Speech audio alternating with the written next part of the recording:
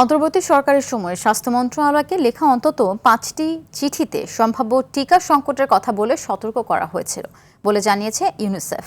দুপুরে ইউনিসেফ কার্যালয়ে আয়োজিত সংবাদ সম্মেলনে এই কথা বলেন ইউনিসেফের প্রতিনিধি রানা ফ্লাওয়ার্স। এ সময় টিকার সংকট ও হামির শিশু মৃত্যুর ঘটনা তদন্তে সরকারি উদ্যোগকে স্বাগত জানান ইউনিসেফের এই প্রতিনিধি। এদিকে দেশজুড়ে গত 24 ঘন্টায় হাম ও এর উপসর্গে আরও 6 জনের মৃত্যু হয়েছে। পাশাপাশি এই সময় নতুন করে 1408 জনের শরীরে হাম ও এর উপসর্গ পাওয়া গেছে।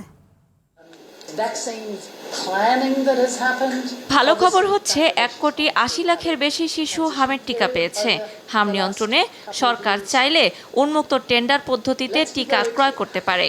মনে রাখতে হবে, টিকার মজুত নিশ্চিত রাখা জরুরি।